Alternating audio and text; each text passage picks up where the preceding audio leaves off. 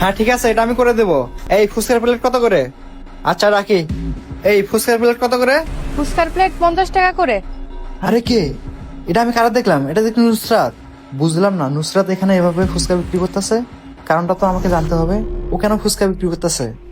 কি ব্যাপার ভাই, আপনাকে কয় প্লেট ফুচকা দেবো?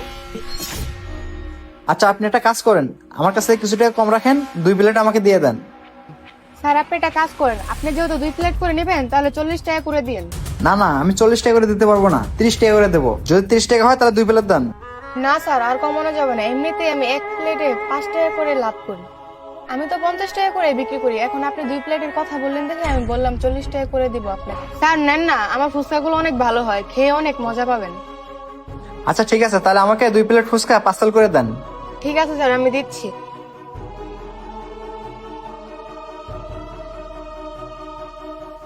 স্যার এই নেন আপনার ফুচকা। আচ্ছা দাঁড়ান 1 মিনিট, এই দিলাও, টাকাটা রাখো। স্যার 1000 টাকার নোট, 1000 টাকার নোট তো আমার কাছে ভাঙটি হবে না। সত্যি বলতে স্যার, দোকানটা আমি একটু আগে খুলেছি, এখনো ভালো করে বেচা কিনা হয়নি। ও আচ্ছা, তাহলে আপনি একটা কাজ করেন, আপনি পুরোটাই রেখে দেন। আরে না না স্যার, আমি 1000 টাকা নিতে পারবো না, আমি শুধু আমার ফুচকার টাকাটাই নিব। আমি সৎ পথে ইনকাম করি, আপনি দাঁড়ান, আমি পাশের দোকান থেকে ভাঙটি করে এনে দিচ্ছি। এই শোনো, হ্যাঁ বলুন। আসলে আপনি যদি কিছু না মনে করেন তাহলে আমি আপনাকে কিছু জিজ্ঞেস করতে পারি? হ্যাঁ বলুন না।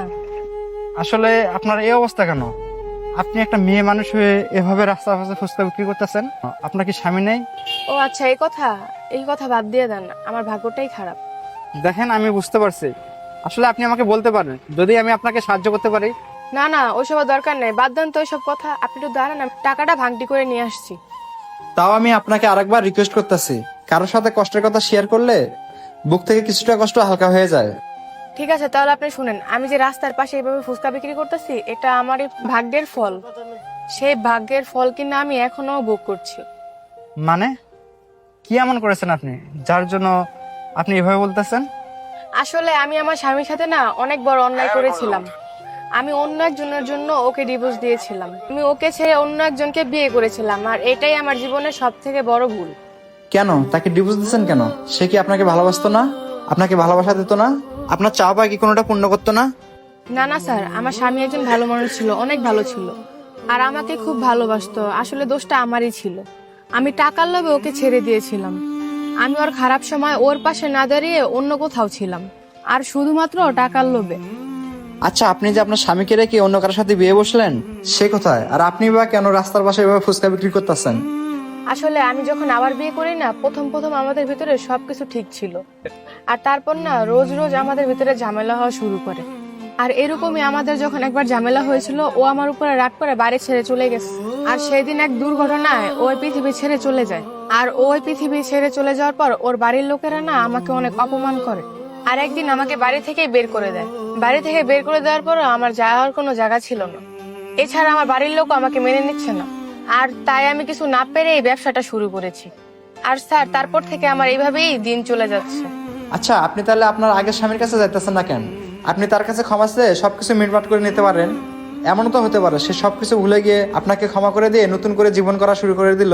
আপনি তার কাছে ক্ষমা চেয়ে দেখতে পারেন। কিভাবে আমি ওর কাছে ক্ষমা চাবো? আমার তো ওর কাছে ক্ষমা চাওয়ার মতো মুক্তি নেই। আর তাছাড়া আমি ওর সামনে যাই কিভাবে দাঁড়াবো? আমি তোর সাথে অনেক অন্যায় করেছি। তাছাড়া এমনিতেও কয়েকটা বছর কেটে গেছে, এখন হয়তোবা সে অন্য কারোর সাথে সংসার করছে। আর তাছাড়া আমি ওর লাইফে আর ফিরতেই চাই না। ওর সাথে আমি যে অন্যায়টা করেছি না, তারপরে ওর সামনে যায় দাঁড়ানোর সাহসটাই নেই আমার। তবে হ্যাঁ, কোনোদিনও যদি ওকে আমি সামনাসামনি দেখতে পাই না, আমি ওর পা ধরে ক্ষমা চাবো। কিন্তু আমি জানি ও আমাকে কোনোদিনও ক্ষমা করবে না, তাও আমি ওর কাছে ক্ষমা চেয়ে নেবো। আর ওর পা ধরে বলবো যে জীবন যদি সম্ভব হয় তাহলে আমাকে ক্ষমা করে দাও, আমাকে শেষবারের মতো একটা সুযোগ দাও। সত্যি বলতে স্যার, ওর জন্য আমার অনেক কষ্ট হয়।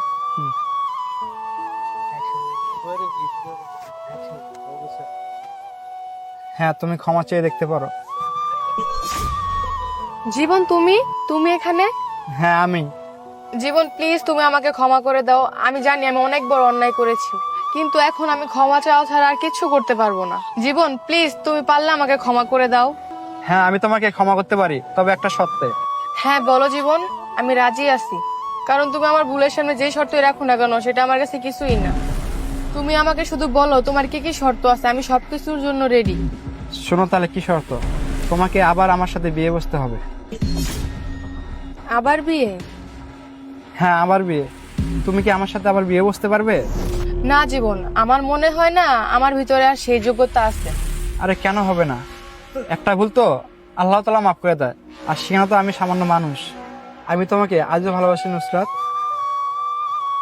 নুসরাত বলো না তুমি আমার সাথে আবারও বিয়ে বসবে, বলো না। হ্যাঁ হব তো, আমি শুধু এই জন্মে না 7 জন্মেও আমি তোমার বউ হয়ে থাকতে চাই।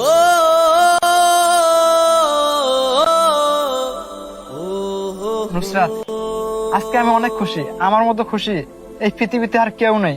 তবে আরেকটা কথা নুসরাত, তুমি তো ফুচকা বানানো শিখে গেছো, আজকে তুমি আমাকে 2 প্লেট ফুচকা বানিয়ে খাওয়াবে। আমি তোমার হাত দিয়ে আজকে ফুচকা খাবো।